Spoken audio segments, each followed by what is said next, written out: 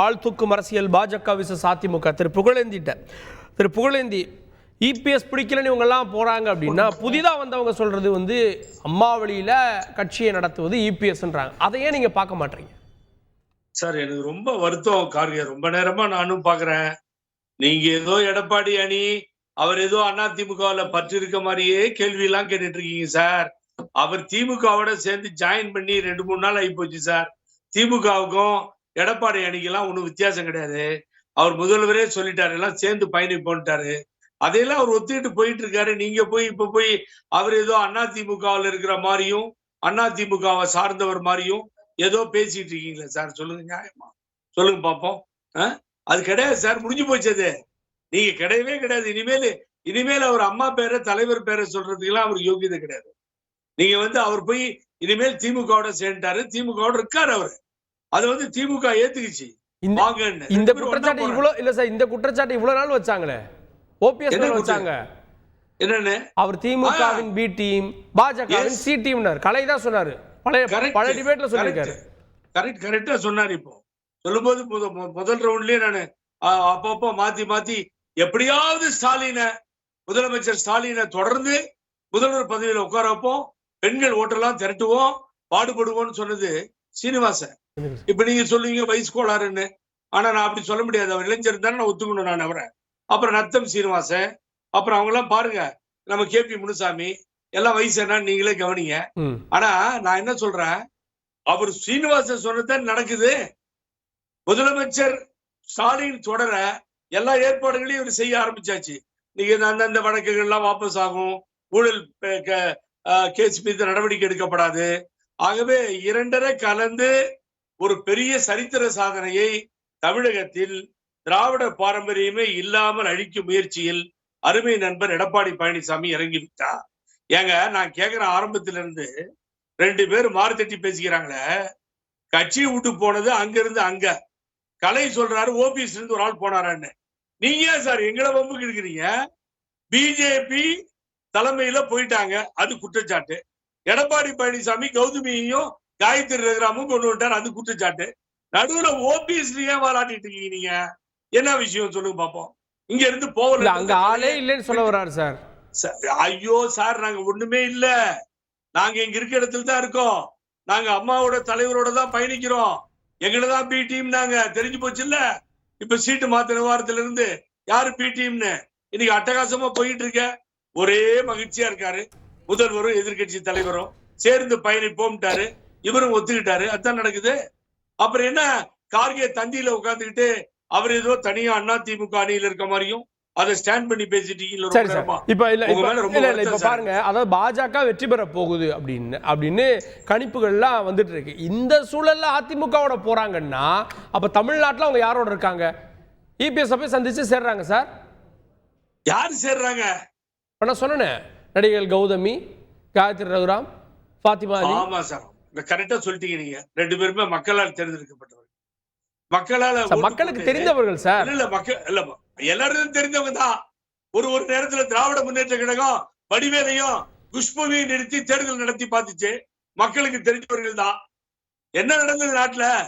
எவ்வளவு நடந்தது? மக்களுக்கு தெரிந்தவர்கள் ஒருத்தரா 2 பேரா இருக்கிறாங்க. ஜெயிக்கணும் இல்ல. ஈரோடுல அண்ணாமலை கிட்ட போய் சொன்ன உடனே திரு அண்ணாமலையுடைய ஆதரவும் வேணும்னு சொல்லி ஈரோடு பை எலெக்ஷன்ல போய் நின்னு தனியா நின்னீங்களே, சின்னெல்லாம் இருந்துச்சே, கொடியை பிடிச்சீங்களே, கொள்கையை சொன்னீங்களே, ஜெயிக்க முடிஞ்சுதா? 4வது ரவுண்ட்ல ஓடி வந்துட்டார் வேட்பாளர். ஐயோ என்ன விடுங்கடா அப்படின்னு சொல்லி 60,000-70,000 டிஃபரன்ஸ்ல போச்சு ஈரோடு இடைத்தேர்தல். என்ன சார் என்ன?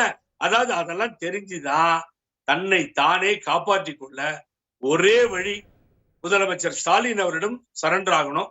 சரண்டர் ஆயிட்டார், ஒன்னும் பிரச்சனை இல்ல. அவரை ஏத்துக்கிட்டாரு. ஆகவே அதுதான் போயிட்டு இருக்கு. நீங்க பாவம் காரியை கஷ்டப்பட்டு நீங்க ஏதோ ஒரு அதிமுக ஒரு அணி மாதிரி பேசிட்டீங்க சார். ஒன்னும் வேலைக்காகாது.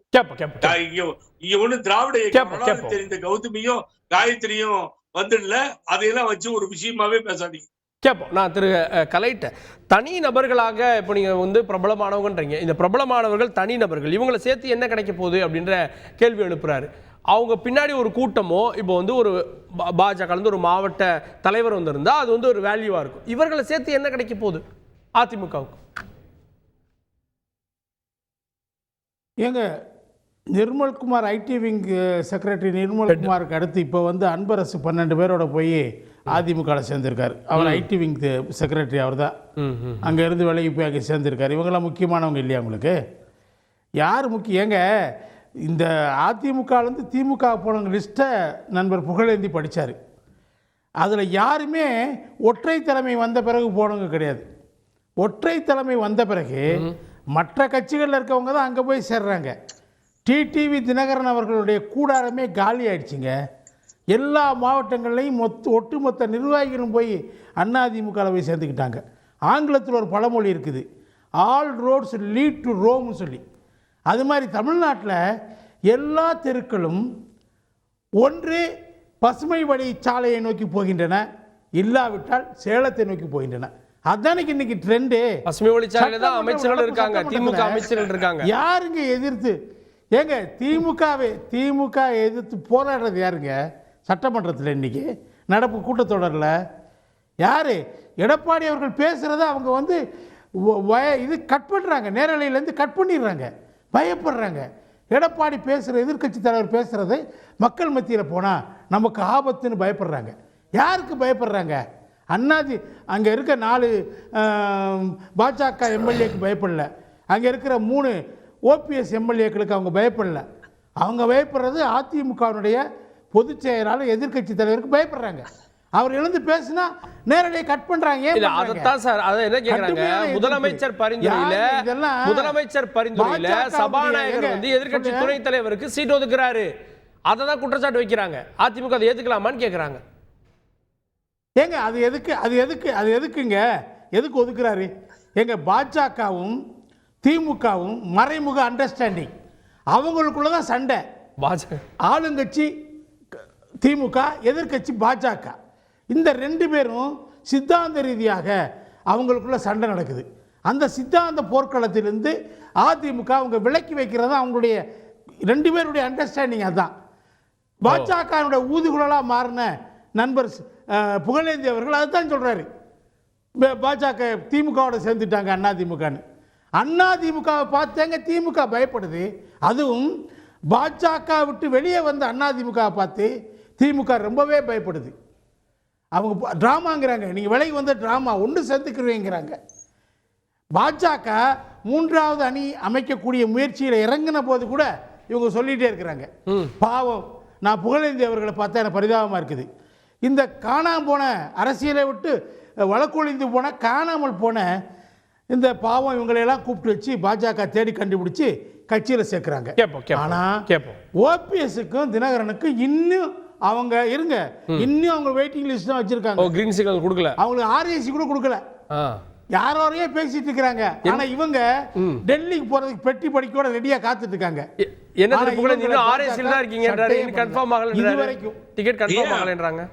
பாவம் நம்மள ஊதுகுழல்னாரு. அவரு சீட் கன்ஃபார்ம் ஆகல. அடுத்து பெருத்து அவருக்கு வந்து பாவம் கிராண்ட் எக்ஸ்பிரஸ்ல நாங்க கிளம்பிட்டோம். அவர் பாவம் ரயில்வேல வேலை பார்த்தோம்னால எல்லாம் ரயில்வேவா பேசிட்டு. ஆமா சார், கிராண்ட் எக்ஸ்பிரஸ்ல கிளம்பிட்டோம்.